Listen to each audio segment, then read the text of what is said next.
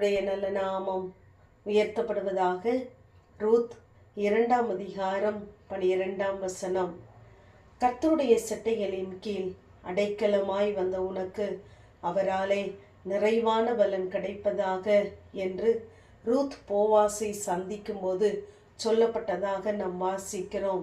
இங்கு ரூத்துடைய செய்கைகள் எல்லாம் இந்த போவாசுக்கு விவரமாக தெரிவிக்கப்படுகிறது.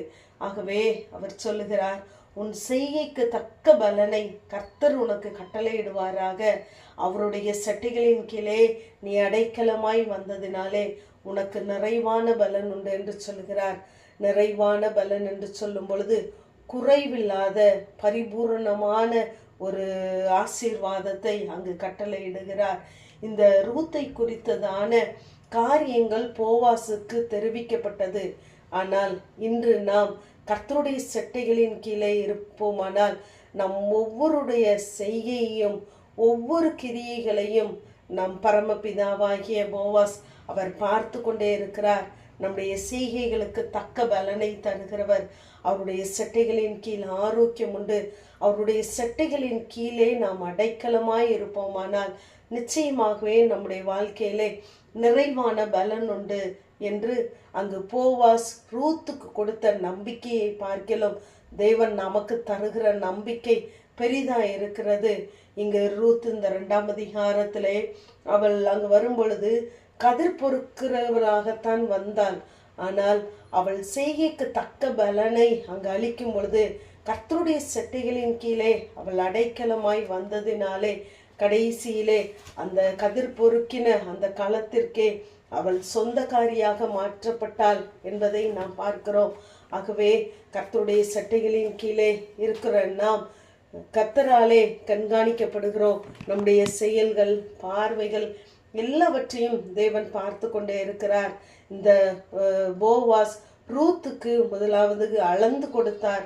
நம்முடைய தேவன் ஒவ்வொரு நாளும் நம்மை போஷிக்கிறார். தேவன் நமக்கு அளந்து தருகிற காரியங்கள் நமக்கு போதும். ஆனால் அவர் தருகிற நிறைவான பலன் இருக்கிறதே, அது நமக்கு மாத்திரமல்ல நம்முடைய சந்ததிக்கும் போதுமானதாகவே இருக்கிறது. நம்முடைய வாழ்க்கையில் உள்ள குறைகள் நீக்கப்படுமானால் நிறைவானவர் வர வேண்டும். ஆகவேதான் நிறைவானது வரும் பொழுது குறைவானது ஒளிந்து போகும் என்று சொல்லி பார்க்கிறோம். ஆகவே நம்முடைய வாழ்க்கையிலே தேவன் இருப்பாரானால், கர்த்தருடைய சட்டையின் நிழல் நம்மேலே இருக்குமானால் நமக்கு நிச்சயமாகவே நிறைவான பலன் உண்டு. இங்கு ரூத் 3ஆம் அதிகாரம் 11ஆம் வசனத்திலே ரூத்தை பார்த்து போவாஸ் சொல்லுகிறார், உனக்கு வேண்டியபடி எல்லாம் செய்வேன் என்று சொல்லுகிறார். 2ஆம் அதிகாரத்திலே அவர் என்ன சொன்னார்? எல்லார் மத்தியிலும் சொன்னார், உனக்கு நிறைவான பலன் உண்டு என்று சொல்லி. இப்பொழுது தனிப்பட்ட விதத்திலே ரூத்துடன் சொல்லுகிறார், உனக்கு வேண்டியபடி எல்லாம் செய்வேன் என்று. நமக்கும் தேவனுக்கும் இடையே உள்ள உறவு பலப்படுமானால், ஒவ்வொரு நாளும் தேவனுக்கும் நமக்கும் உள்ள சந்திப்பு உண்டாகுமானால் இப்படிப்பட்ட ஆசீர்வாதங்களை நாம் சுதந்திரித்து கொள்ள முடியும். கர்த்தர் அவருடைய சம்பூர்ணத்தினால் நம்மை திருப்தி அடைய செய்வார். கர்த்தருடைய சமூகத்திலே பரிபூர்ணமான ஆனந்தமும் நித்திய பேரின்பமும் உண்டு. ஆகவே கர்த்தருடைய சமூகத்தை மாத்திரம் நாம் பற்றி கொள்வோமானால் நிச்சயமாகவே பூர்ண சமாதானம் உண்டு. ஏசாயா 26:3 உம்மை உறுதியாய் பற்றி கொண்ட மனதை உடையவன் உமையே நம்பி இருக்கிறபடியினால் அவனை பூரண சமாதானத்தோடு கூட பாதுகாத்து கொள்ளுவீர் என்று சொல்லி வாசிக்கிறோம். ஆகவே நாம் ஒன்றிலும் குறை உள்ளவர்களாய் இராமல் பூரணராய் நிறைவுள்ளவர்களாய் இருக்க வேண்டும் என்றால் கர்த்தருடைய சமூகத்தை நாம் அண்டிக் கொள்ளுவோம்.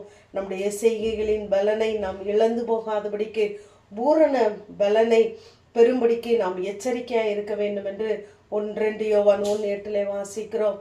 ஆகவே நம்முடைய ஒவ்வொரு செய்கைக்கு தக்க பலனை தருகிற தேவனை நாம் அண்டிக் கொள்ளுவோம். அவருடைய சட்டைகளை நாம் தஞ்சமாக கொள்ளுவோம்.